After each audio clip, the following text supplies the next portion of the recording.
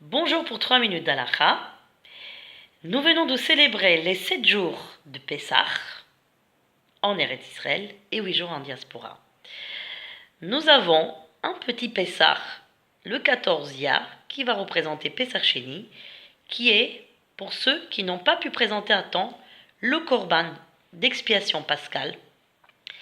Nous avons aussi commencé à décompter le compte de l'Omer à partir du premier Seder de Pessah, à partir du premier soir, après le coucher du soleil. Nous comptons donc l'Omer. Qu'est-ce qu'est l'Omer?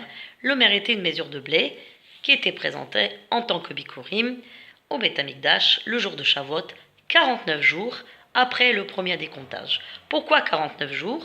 Puisque, à l'époque de l'Égypte, Am Israël avait atteint le 49e niveau d'impureté du roi Artouma. Et vous voyez bien que là, on doit le récupérer pour atteindre un niveau presque en 50e niveau de Gdusha, puisque le 50e jour sera le jour du don de la Torah, qui sera le 6 et le 7 Sivan. Le 6 Sivan qui correspondra aussi à l'anniversaire du David Amelech, qui est le roi d'Israël, par lequel descendra le Mashiach, donc la royauté de David, la maison de David. Les 49 jours sont une période propice à l'élévation de l'âme pour pouvoir être apte à recevoir la lumière de la Torah orale et écrite qui nécessite une préparation spirituelle. C'est pour cette raison que, surtout les hommes, ont une obligation de compter chaque soir, à partir du coucher du soleil, le décomptage de l'Omer. L'Omer était aussi une période dans laquelle, surtout les hommes, sont en deuil, puisque 24 000 élèves du Rabbi Akiva sont morts par une épidémie. On dit que les raisons sont soit parce que à l'époque, ils n'avaient pas de Havat Israël l'un vers l'autre, et les élèves de Yeshiva voulaient être l'un plus grand que l'autre. Donc il n'y avait pas d'échange vraiment. Mais cela correspond aussi à une réincarnation, donc le Gilgul de Rabbi Akiva, qui était tout simplement un Romain converti à l'âge de 40 ans dans le judaïsme.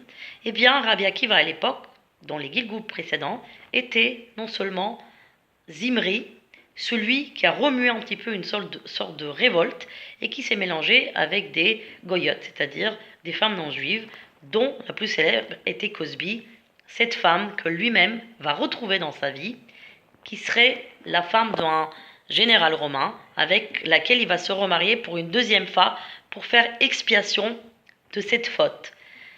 Les 24 000 élèves donc, qui étaient morts, les élèves de Rabbi Akiva, correspondaient aux 24 000 personnes tuées par Pinchas ben Eliezer ben Aaron pendant la période de l'Exode. Vous voyez que les éléments se regroupent et que chaque chose finalement a une explication et une expiation. Voilà.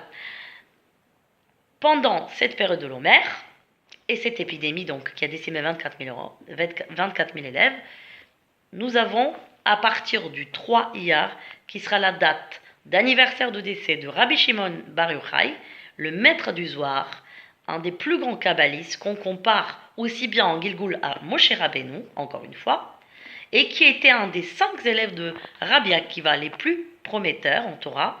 Donc le 3 Iyar, ce jour-là, eh bien c'est un jour de fête qui s'appelle Lag BaOmer, et donc les hommes pourront à partir de ce jour-là, finalement, couper leurs cheveux et raser un petit peu leur barbe et couper leurs cheveux, puisque vous savez que dans la Torah on n'a pas le droit de raser non plus la barbe, puisque cela représente l'Avoudazara, c'est-à-dire on ne peut pas nous faire comparer aux Romains qui rasaient leur barbe, leur corps. Donc couper les cheveux et un petit peu couper la barbe, donc ça représente à ce moment-là, à partir de 3 Iyar, donc jour de fête, qui est jour de Lag BaOmer et de Simcha, eh bien les hommes pourront finalement passer à cet acte-là. D'ailleurs, l'épidémie des 24 000 élèves a cessé ce même jour, le 3 Iyar. Donc à très bientôt pour une nouvelle séance d'Halakha.